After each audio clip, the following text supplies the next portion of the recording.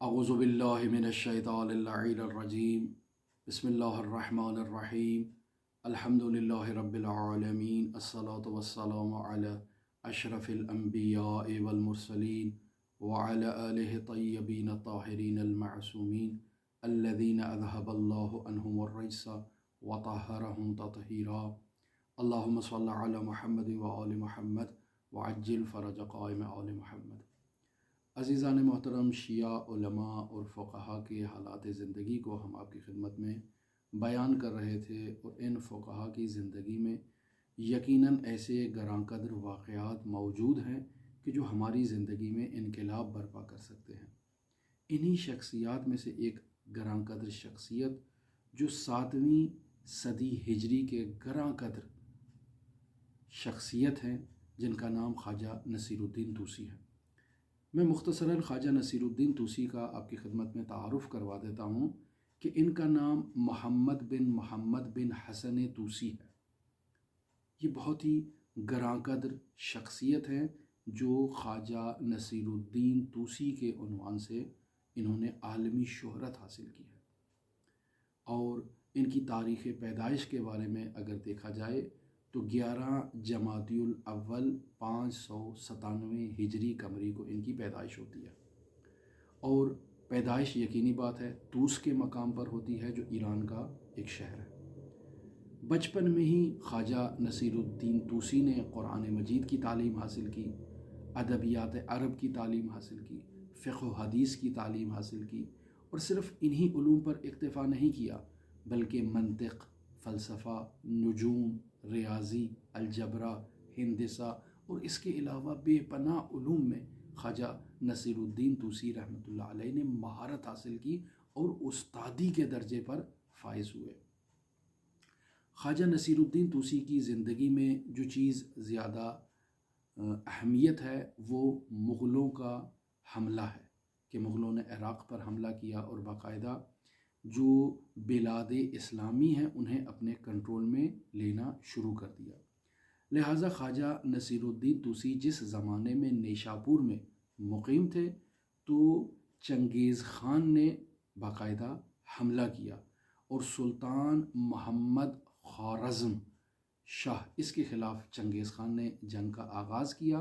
اور آہستہ آہستہ یکے بعد دیگر جو ہے وہ چنگیز خان اسلامی جو علاقے ہیں ان کو فتح کرتا رہا اور اپنے جھنڈے گاڑتا رہا، اور سلطان محمد خوارزم کو شکست ہوتی گئی۔ لیکن ایسے میں جو عوام الناس ہے، ظاہری بات ہے جب چنگیز خان کا حملہ ہو اور ایسا جابر شخص کہ جس نے کشتوں کے پشتے جو ہے نا وہ لگا دیے ہوں، لوگ خوف و ہراس کی بنیاد پر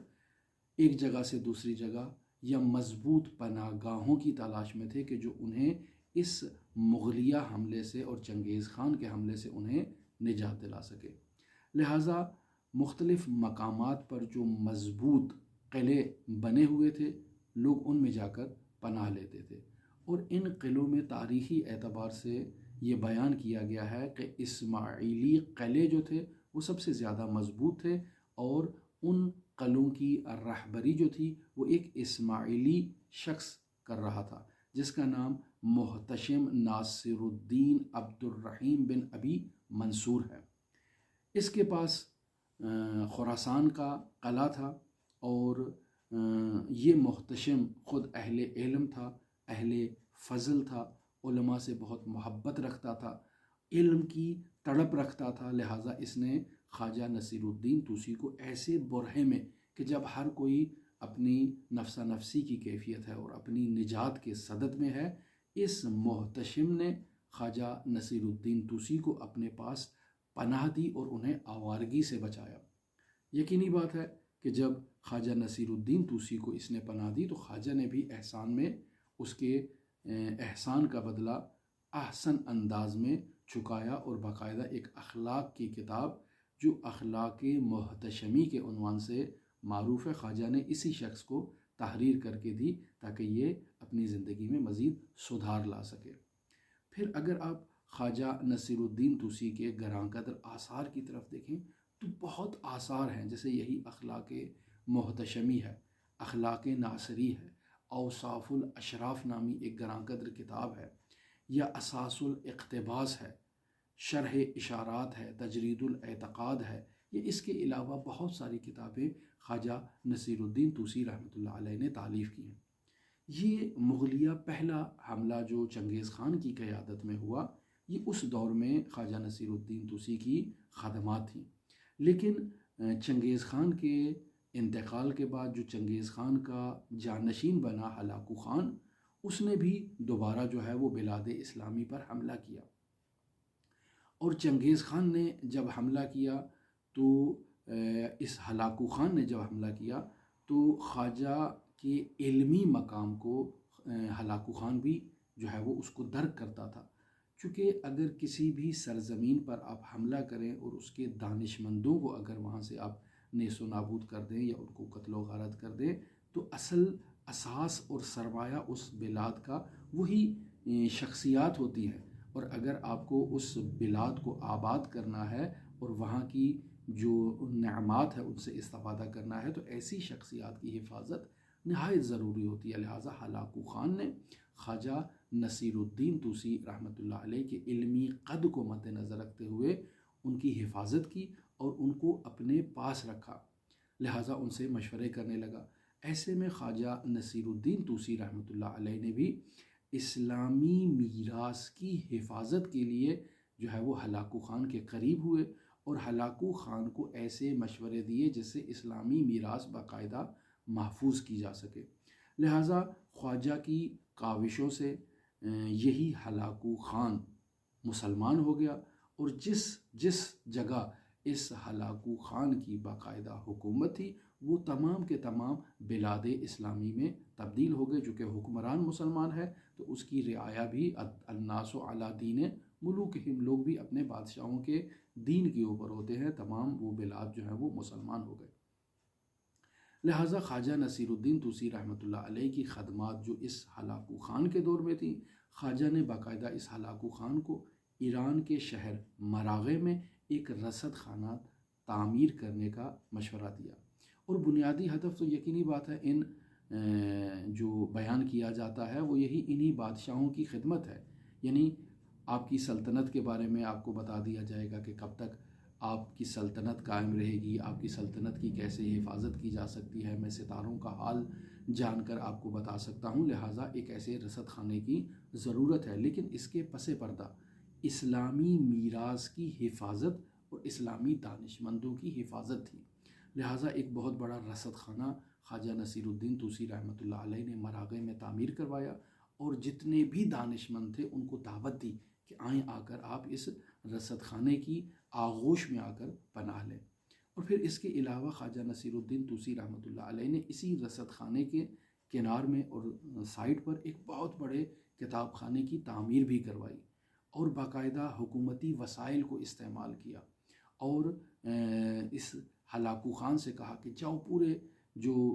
اسلامی سرزمین یا جہاں کہیں بھی آپ کو کوئی ایسی کتاب ملتی ہے جو نایاب ہے اسے لایا جائے اور اسے اس کتاب خانے کی زینت بخشی جائے۔ لہٰذا یہ ہلاکو خان کے جو ملازمین تھے، جو فوجی تھے، وہ جاتے تھے جہاں جہاں ان کو ایسے علمی آثار ملتے انہیں وہاں لا کر خواجہ کے حوالے کرتے، اور خود خواجہ نصیر الدین طوسی بھی ایسے آثار کی تلاش میں رہا کرتے تھے۔ لہٰذا اس دور میں خواجہ نصیر الدین طوسی رحمۃ اللہ علیہ نے اس کتاب خانے میں 4 لاکھ نایاب کتابوں کو جمع کیا اور اسلامی میراث کو نابود ہونے سے بچا لیا۔ بس کس قدر عظیم خدمت ہے خواجہ نصیر الدین طوسی کی۔ اور اگر خواجہ نصیر الدین طوسی کے انتقال کے بارے میں اور وفات کے بارے میں بیان کیا جائے تو ان کا انتقال 672 ہجری قمری کو ہوتا ہے، اور انہیں حضرات کاظمین علیہ الصلوۃ والسلام یعنی امام موسیٰ کاظم علیہ الصلوۃ والسلام اور امام جواد علیہ الصلوۃ والسلام کے حرمہائے مطہر میں ان کی وصیت کے مطابق وہاں پر دفن کیا جاتا ہے، اور انہی کی وصیت کے مطابق وہاں ان کی قبر پر باقاعدہ یہ آیت تحریر ہے، وَقَلْبُهُمْ بَاسِطٌ بِذِرَاعِهِ بِالْوَسِيدِ،